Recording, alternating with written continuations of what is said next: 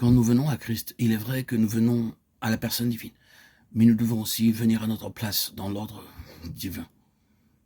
Car être en Christ requiert qu'il y ait des relations harmonieuses de l'un à l'autre, une désignation, un fonctionnement, une relativité par rapport à un tout.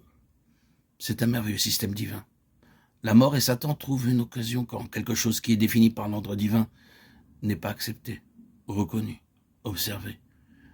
Il est tout à fait aisé pour la mort d'avoir une opportunité au sein du peuple de Dieu lorsqu'un désordre se produit parmi eux, lorsqu'ils ne se conforment pas à Christ dans le sens d'être une expression de ce système ordonné et céleste.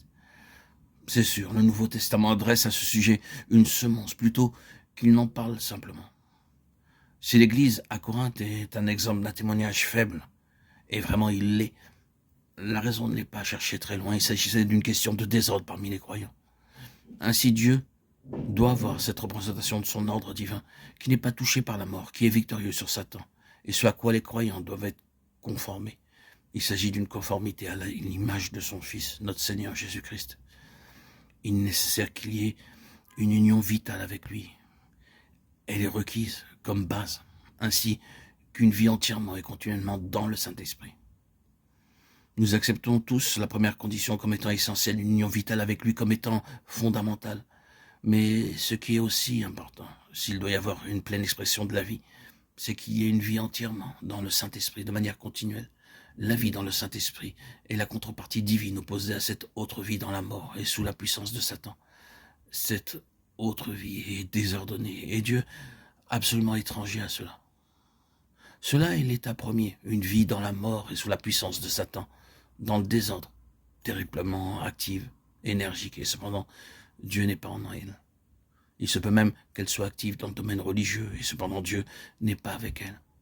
Je me demande parfois si la religion n'est pas le plus grand ennemi de Dieu dans ce monde. C'est une chose terrible à dire, mais je suis parfaitement sincère en posant une telle question. La religion, plus que toute autre chose, semble placer beaucoup de personnes dans une position où Dieu, si nous pouvons ainsi dire, est mis dans la plus grande difficulté possible pour les atteindre par le Saint-Esprit, parce qu'elle les place dans une position fausse.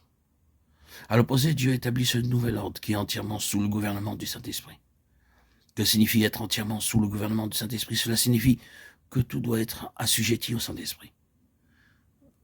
Vous et moi devons reconnaître d'une façon complète, absolue et non limitative que si nous bougeons, si nous agissons, si nous raisonnons, si nous fonctionnons d'une certaine manière, sans que notre vie soit complètement livrée au Saint-Esprit et pleinement en lui, nous agissons. Cela est plus que probable en dehors du royaume de Dieu. Et le résultat, c'est la mort.